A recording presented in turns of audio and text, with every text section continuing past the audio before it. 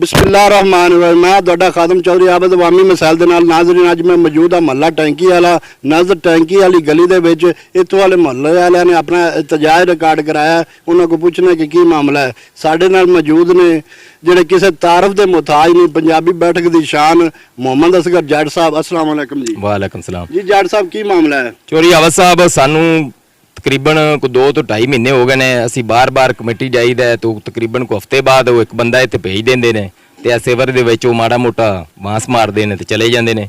ਇਹ ਪਾਣੀ ਦੀ ਵਜ੍ਹਾ ਤੋਂ ਸਾਡੇ ਕਾਫੀ ਤਕਰੀਬਨ 7 ਤੋਂ 8 ਘਰ ਨੇ ਜਿਨ੍ਹਾਂ ਦੀਆਂ ਦੁਆਰਾਂ ਡਿੱਗਦੀਆਂ ਪਈਆਂ ਨੇ ਔਰ ਸੀਓ ਸਾਹਿਬ ਕੋਲ ਜਾਈਦਾ ਉਹਨਾਂ ਦਾ ਕਹਿਣਾ ਜੀ ਬੰਦੇ ਭੇਜ ਦਿੱਤੇ ਨੇ।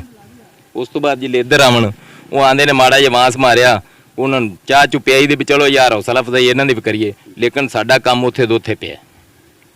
जी भाई जी ਤੁਹਾਡੀ ਕਵਰੇਜ ਦਾ ਬਹੁਤ ਸ਼ੁਕਰੀਆ।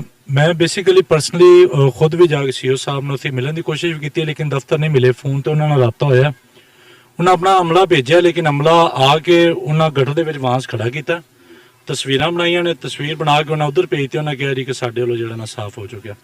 ਇਸ ਤੋਂ ਪਹਿਲੇ ਪਰਸਨਲੀ ਤੌਰ ਤੇ ਆਪਣੀ ਜੇਬ ਚੋਂ ਖਰਚ ਕਰਕੇ ਉੱਥੋਂ ਅਮਲਾ ਬੁਲਵਾ ਕੇ ਇਹ ਗਟਰ ਸਾਫ਼ ਕਰਵਾਏ ਨੇ। 2-4 ਜਿਹੜੇ ਕਿ ਕੋਸ਼ਿਸ਼ ਹੋ ਸਕੇ ਕਿ ਜਿਹੜਾ ਨਾ ਸਾਡੀ ਹੋਰ ਨਾ ਸਹੀ ਸਾਡੇ ਘਰ ਗਿਰਦੇ ਪਏ ਨੇ, ਇਹ ਗਲੀਆਂ ਦੇ ਸੋਲੰਗ ਸਾਡੇ ਖਰਾਬ ਹੁੰਦੇ ਪਏ ਨੇ।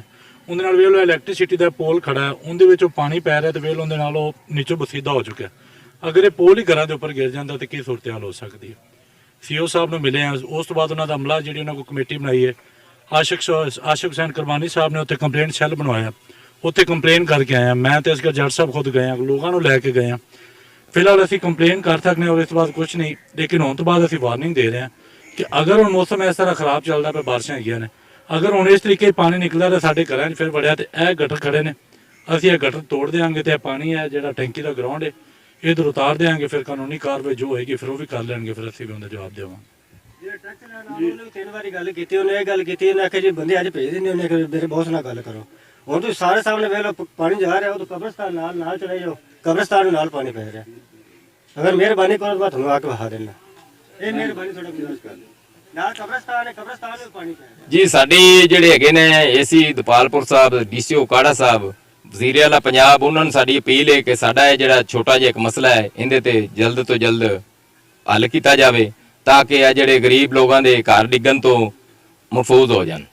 जी हले मोहल्ला ने अपना एहतजाज रिकॉर्ड कराया कि ये गटरां दे पानी नाल साडे जिहड़े गरीब बंदे ने सारिਆਂ ਦੇ घर जिहड़े ने इन्हां दे डिग्गण दा खदशा है। साडी फिल फौर इस गल दा नोटिस लिया जावे, जिहड़े गटर ने इन्हां दी सफाई कीती जावे ताकि अगर मजीद कोई बारिश आ गई तो साडा बड़ा नुकसान हो जाएगा। लिहाजा इन्हां दी अपील है, हले मोहल्ला दी अपील है सीओ साहब अगे, एसी साहब अगे और बीबी मरियम नवाज साहब अगे कि फिल फौर इन्हां दे मसला हल किया जाए, ज़्यादा कोई परेशानी का मसला ना बने। ये programme city press club registered की तरफों पेश किया गया है। मिलांगे किसी नवे प्रोग्राम तब तक वास्ते।